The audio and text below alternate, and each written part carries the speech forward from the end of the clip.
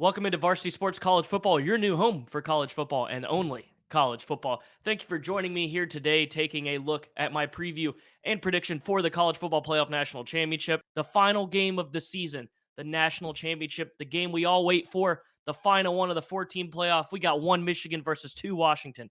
Now, let's go ahead and fully dive into it. We got the line Michigan 4.5. Over under 55.5, and ESPN's analytics. I just like to throw these in here because they're fun. Gives Michigan a 74.3% chance to win the national title against Washington. So the last national championship for each of these teams was Michigan 1997. Whew, long time ago. And Washington 1991. So both of these teams technically had a shared national championship, but they also played in a national championship before there truly was an actual real national championship. So Michigan won right before the BCS became a thing, and Washington last won, when college football was basically a political world of who's number one. So I love this game. This game is fantastic because both teams feel like they kind of are like a storybook ending coming to meet together, regardless of who wins. And Michigan, you can agree to disagree or not what you think about them, all you want to say. But let's take a look from Michigan's perspective of how it would be kind of a storybook ending. You have the soft schedule talk, like when do they play anyone till the last three games of the seasons? The whole Connor Stallions fiasco, which just sent social media into a craze. Harbaugh getting suspended for their only real games, and everyone was kind of like, "Oh shoot, this might actually happen. They could lose." You have the OC take over as head coach. They hadn't won a playoff game. They had not gotten over the hump. They were embarrassed against TCU by losing that game. They got smacked by Georgia the year before. Harbaugh couldn't win a bowl game. He had lost six in a row. Then you go to Pasadena and you beat the greatest coach of all time, who looked like he was making his way back to another title. And you did all this through all the criticism and you rose to the top to get yourself here. You've had years of just getting crapped on. And this whole year, everyone kind of rooting against you, which I never really felt anything. I felt like a lot of it was blown up over the top. A few of the punishments here and there I agreed with, but some not. But people are trying to make it out bigger than it is. Just my short opinion on that because I've never really stated anything about it. Now, from Washington's perspective, as a storybook ending. So, Washington, all underdog Washington. You gained respect last year. DeBoer proved he was a winner. He's always won.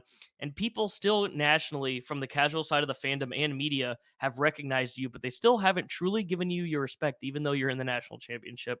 I just like, they think it's like cute, I guess, that you're here. I mean, you're going crazy. You keep winning, and they think you're just going to lose eventually. And they think they're not going to have to worry about you because they think Oregon's going to beat you. And then they think, well, we'll get a rematch of Alabama, Texas in the national championship. Maybe we'll have another brand get in instead of Washington if they lose a bigger brand that the media likes more.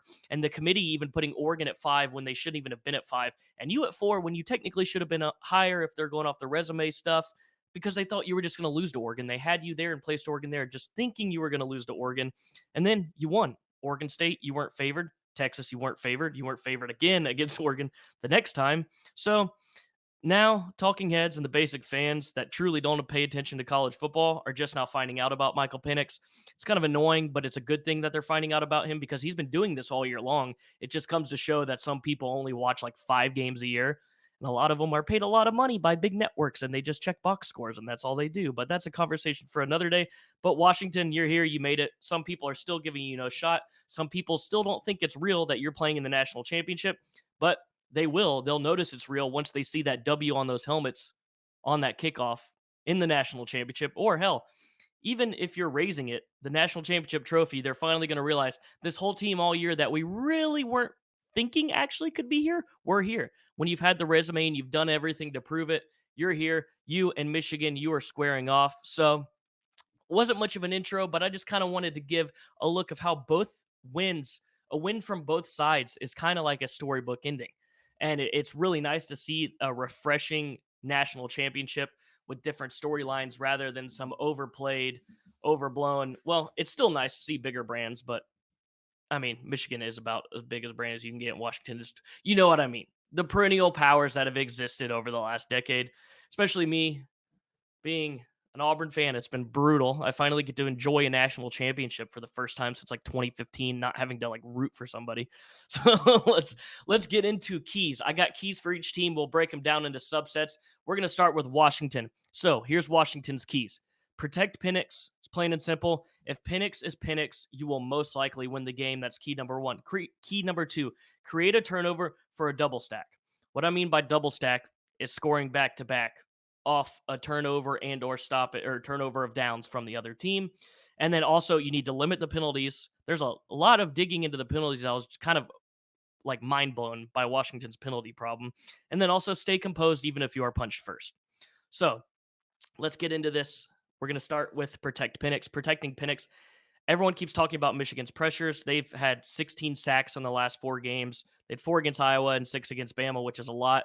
And I mean, they kind of limited Alabama's running game in the first half. I think they had 43 yards. But you got to think Washington's only given up 11 sacks all season long. Penix isn't that great outside of the pocket, but I don't think he really has to go outside of the pocket because I think this offensive line will be fine, but you still have to protect him regardless because Michigan will be strong up front. They will be fierce. So you have to be very careful with that. But I also think that a lot of people are giving this Michigan line a lot of credit last week for 6 sacks, which obviously they get credit. They did it, of course. But what I mean is this has been a thing for Bama all year long. Obviously, being an SEC fan and Auburn fan, I watch them play every game they play. And they've been Milroe, outside of being sacked in the Michigan game, has been sacked 38 times this year. Georgia sacked him 4 times. Auburn and Chattanooga both even had a sack. LSU sacked him twice. Tennessee sacked him 4 times. Arkansas had 5. Texas A&M had 6. Mississippi State had 4. Ole Miss had 4. Texas had 5. And hell, even Middle Tennessee State had 2. So the line has allowed Milroe to be hit all year. Earlier in the year, it was kind of Milroe holding the ball a little bit until they figured out their identity and let it trust him a little bit more. But even after they did, it still became commonplace of him being sacked. So don't freak out, Washington fans, about that stat of Milroe getting sacked so much because Mississippi State even got to him a heck of a lot. Tennessee, who did have a good rush defense this year, and they were all right, they got to him a lot. Texas A&M got to him the same amount of times as Michigan did. So everybody's been able to get to him except for Kentucky. I think they were the only team that didn't sack him. Let's go to create the double stack. Creating the double stack, like I said, is scoring twice back to back off either a turnover or turnover of downs from your opponent. So it's basically this is the hard part. Michigan's hardly turned the ball over at all year. They're third in or tied for third in nationally in turning the ball over, as in keeping the ball. And I think they've only had 8 turnovers, and 3 of those turnovers were in like a 31-6 win against Bowling Green that didn't even really matter. So it will more likely be you having to either make JJ McCarthy very uncomfortable or maybe get a strip or something. But most likely, what will be happening is you want to get that turnover on downs, or you want to win the field position in the double stack of getting that back to back by turning them over on downs, like I just said. But keeping them deep in their territory if not going to force the turnover. But really, forcing a turnover in this game could be very deadly for Michigan, like very deadly. All right, Washington, limit the penalties. This this is wild. So you have 38 penalties in the last 5 games, Washington, and 107 penalties on the year with an average of 7.6 per game. So let's just give you 8 penalties per game. They're 124th in the country in penalties. You have to lessen that for this game. The good news is the Texas game, you only had 5 penalties, which was the least amount you've had since the Arizona State game on October 21st. So it's been a long time since you had that small of a penalty game. So that's good. After that time off, you had one of your lower penalty games this past game. So hopefully you can carry that and that mojo into this week against Michigan. But that's huge. Penalties in a national championship game, you got to limit those. You cannot stick to your average. You got to go below your average like you did last week or this past Monday against Texas. So adding to protecting Penix, I just want to throw this out there. This isn't like I'm not, it's going to sound like I'm just straight up dunking on Michigan, but I'm not. I'm just trying to provide a perspective for Washington fans to where they will be comfortable against this Michigan defense and why I think they should be comfortable. So Michigan has not played an offense or QB remotely close to Penix all year. I mean, maybe the best comparison would be a Talia Tagovailoa, which really isn't even in the same category as Michael Penix. But yeah, Michigan is the number one defense. Like I said, don't be scared of that. But if we're going to be honest, 95% of the Big Ten is lucky it even has an offense with a pulse when it goes out onto the field. So numbers are kind of overblown for Michigan, Penn State, and Ohio State because I mean, you look at the schedule, and I mean, I have Michigan's schedule here. I wanted to make sure I had it correct, but I mean, what kind of offensive firepower are you seeing here? East Carolina, UNLV, maybe UNLV. I'll give them that. They got a little interesting like triple option spread offense going there in Vegas. Bowling Green, Rutgers, Nebraska, Minnesota, Indiana, Michigan State, Purdue. I haven't named a team with a pulse yet. Penn State, I guess if you want to say that's a pulse, maybe their defense, but Drew Aller basically was like Cade McNamara this year. I mean, that Penn State was just a more athletic Iowa, and that's not saying much. Even though they only lost 2 games, it's not like they had the other teams they had to beat were the other ones I'm listing off. Maryland, Talia, I guess, right there. Ohio State, Kyle McCord's not that impressive offensively. We knew that was going to be a defensive bloodbath. Iowa, what do you expect from that? It's Iowa. They didn't even freaking score. I don't think they got scored like outscored 92-0 against like actual good or winning teams. I can't even remember what it was. It's like whatever. That's a different set for another day. But that's just I want to point that out. Uh Drew Aller, like I said, nothing to like it. And then even against Ohio State, all they really had to do was key Marvin Harrison Jr. Still went off, but I mean, Kyle McCord wasn't anything special. He isn't one of those Ohio State crazy QBs we've seen over the past. So that's that. And then I also want to point this out. Michigan has only played 3 games this year where a team has thrown the ball 30 or more times.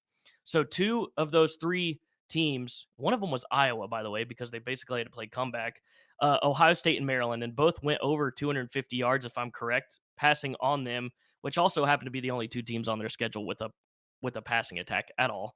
Anyways, were able to throw on them. They were able to throw on them. So that's good. And then I want to point this out here.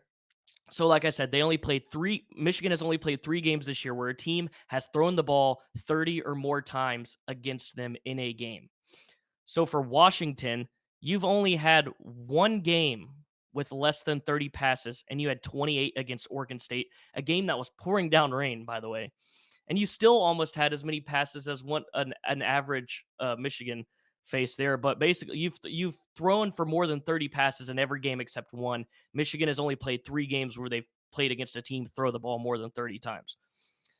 So as far as their defense goes, if their secondary, how great their defense is, they haven't been attacked like this all year. They are going to be thrown at consistently. I expect like 40 passes out of Washington, maybe even more, and just coming at Michigan because that's their strength. That's what they want to do. This secondary for Michigan hasn't been thrown at this much. They haven't been thrown at like this. They have not been thrown at like they will on Monday against Washington. The amount and let alone the skill you have at wide receiver. Marvin Harrison Jr. is the only one, but the thing is, you got a room of like 4. You got the best wide receiver room in the country.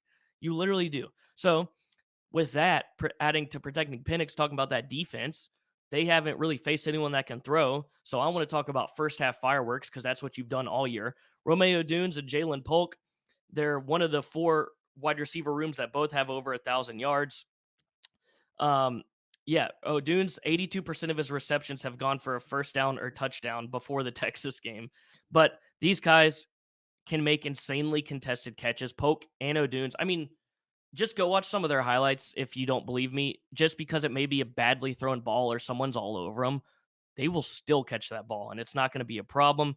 I don't care who your defense is in college football. You're not stopping them at all. And on top of that, you got even more guys. So you got to think Michigan's like, okay, we need to stop one of them. We got to stop one of those receivers, make them force feed the other one or run the ball, which I want to say real quick. Washington has been able to run the ball when they've kind of had to this year. People don't really go look at the stats. Even against good teams, they've been able to get over 100 yards consistently, which isn't as much as you'd want, but for them, and as long as Dylan Johnson's still healthy. But like I'm saying, back to the receiver, we stop one, make him force feed the other. You still have Jalen McMillan and Jeremy Bernard.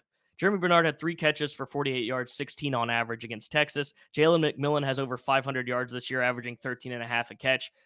Just because you stop the primary receivers doesn't mean the secondary guys can't slice you up. This wide receiver room is elite, and they will get you. Go to composure. I said stay composed even if you are punched first.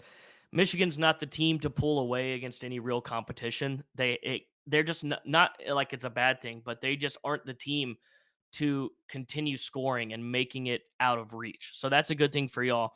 So if it starts rocky, Michigan punches you in the mouth first, kind of stay composed. Maybe they're up 10-0, they got an interception, Penix came out slow or anything like that. Your offense is good enough to, I don't even know if you can hear that snap, those whatever there, to get you back in the game. So that's one thing. Stay composed if you're a Washington. I don't want them freaking out over that with a turnover quickly or just a stop of downs and going down 2 possessions against Michigan. Your offense is fine to not have to worry about that. All right, we got Michigan's keys. 3 key things for Michigan. 1, win the first half, which sounds stupid, but when I give you why, it'll make a lot more sense. 2, cut the miscues. 3, sideline Penix. No, I do not mean hurt Michael Penix. I mean keep him on the sideline by you possessing the ball and winning the turnover battle. So win the first half. So I have the most important games, I believe, from Washington's schedule all year and the first halves from these games. So let's listen to this because Washington has been a strike fast, strike first team all year. They've scored first in 11 of their 14 games. So all 22 of its points in its win versus Oregon State was scored in the first half. 21 of its 31 points were scored in the first half against Arizona, who turned out to be a really dead good football team. 24 of its 35 points against Utah were scored in the first half. 22 of its 36 were scored in the first half against Oregon in the first game. 20 of its 34 was scored in the first half of the Pac-12 title game, the second time against Oregon, and 21 of its 37 was scored in the first half against Texas, and 14 of those were scored before 18 minutes had even gone off the clock. So I'm telling you, they strike fast. They play their best football as soon as the ball snapped. So you don't want, if you can throw them off their rhythm by winning the first half, even like that mid part of the first quarter and second quarter, you have a great shot at winning this game. That's why I'm saying win the first half.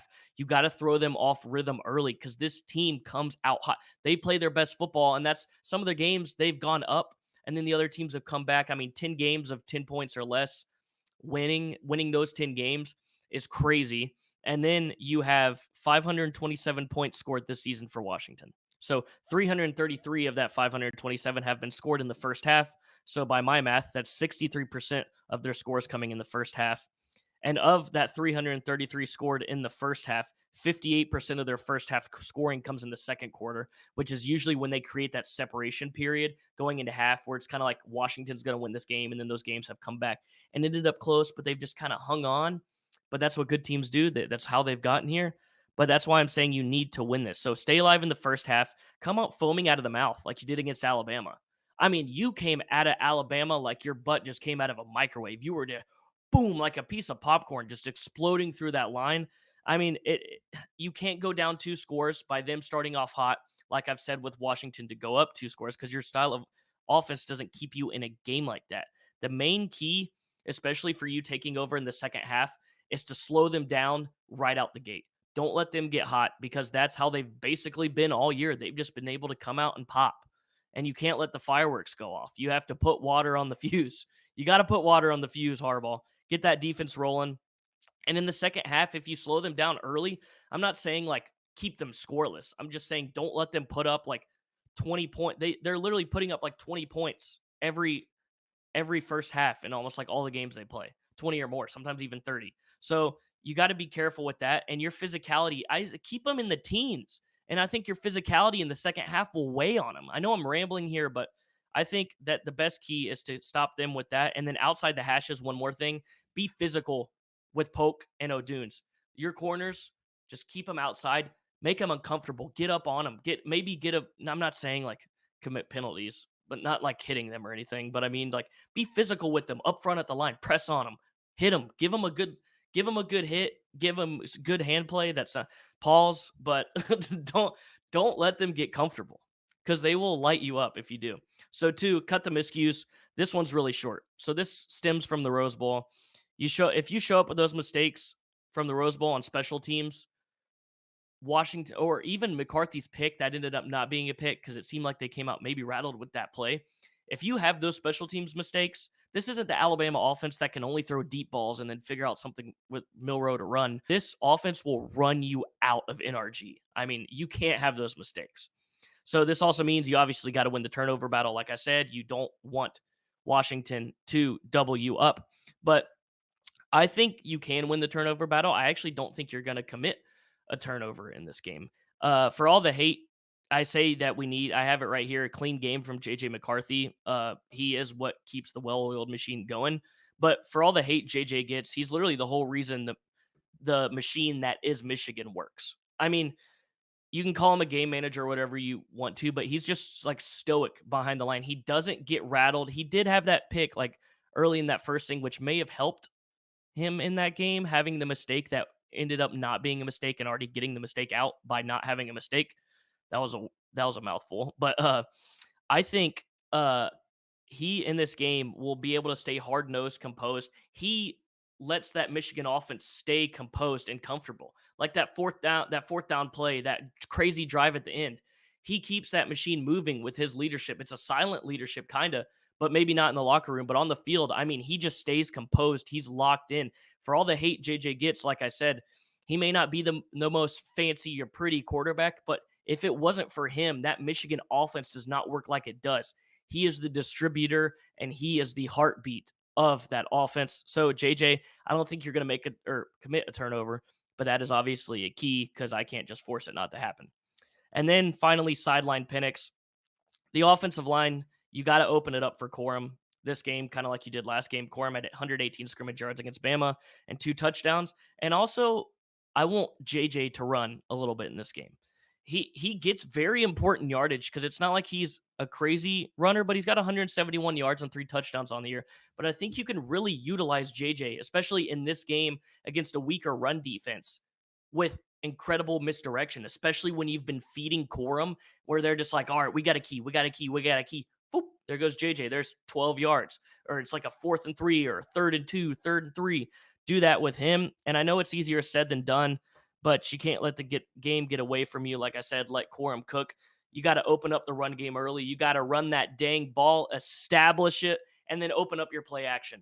Boom, hit him over the top. Pretty simple for Michigan offensively. I mean, you just got to keep the rhythm rolling. You got to keep the rhythm rolling. And then obviously bleeding the clock, you want to run over all Washington. I think you will be able to run all over Washington for a fact. I think Corum has a crazy day. I think he'll probably go off, but I want to put this out there. Even if you're able to hold Washington on defense, I'm not saying stop them completely. Like when you bleed clock and you're going to play this style of offense that you do not settle for field goals. You need 7. Obviously, you always want to score a touchdown. You're like, that's the dumbest thing I've ever heard. But in this game, I mean by if you're at like Washington's 39 and it's 4th and 3 and it's the first quarter with 8 minutes left, go for it.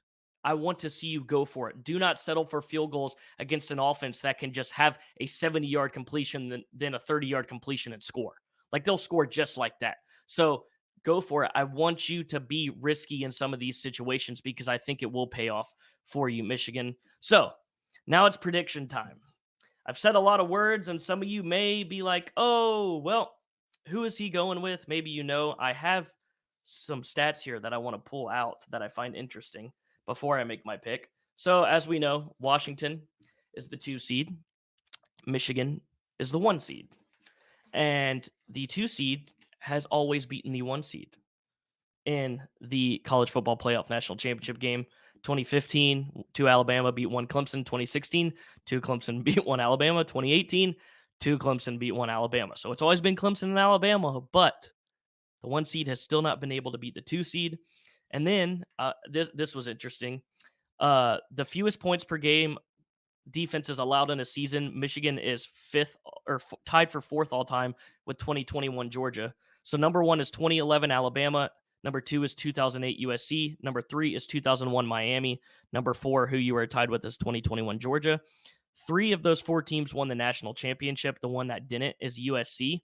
And I want to point this out because I've seen a lot of people use this as Michigan's probably going to win, which I get. Some people just see a certain stat and they think that way. But what I want to point out, this 2011 title for Alabama was the one where they played LSU. LSU, a primary run team, ran the ball a lot. We knew that was going to be a defensive slugfest in the national championship, and it turned out to be that way. Washington's not that kind of team. It's also a different era. Same with 2001 Miami. They played Nebraska, who I think ran it 49 times from when I looked it up. So not a passing team. They played 2021 Georgia. They did beat a very heavy passing team, Alabama, but almost threw for like 400 yards, I think, on Georgia. Yeah, and Jamison Williams didn't play, and then the 2 turnovers didn't help, so they won the turnover battle. But Bama could have easily just won that game. So this list could easily be 2-2 instead of being 1-3 like it is right now. So that's interesting. And then one more thing I want to point out is with Kalen DeBoer. He is 6-0 versus AP ranked teams in road and neutral site games. In his 2 years at Washington, they are the only team with 2+ wins and 0 losses versus AP ranked teams, 10-0. They're the only team with 2+ wins and 0 losses versus AP top 10 teams as well in that span with 5-0. So half of those are that, which is crazy. So based off what I said, all the close games and all the moments that seem to be at the end of the line for this one moment, I got Washington winning the national champion. Shout out my friend Simon. Gave this, he grew up in Seattle. He did. Gave this to me for Christmas a few years back, which is funny. It's the perfect thing to wear Monday, I guess, for the game. But I got Washington winning the national championship 34-24. I don't see Michigan being able to slow down the offense or keep up pace. I still think Michigan will be able to slice them up, but I don't think they're going to be able to hang up the points that they need to win, and Washington will be able to. What DeBoer has built, Penix and company are going to slice them up, and I believe this is truly their year. They've silently been waiting. No one thought it was really going to happen, and boom, it's the year of the Husky. My pick, Washington Huskies are your national champions for the 2023 season.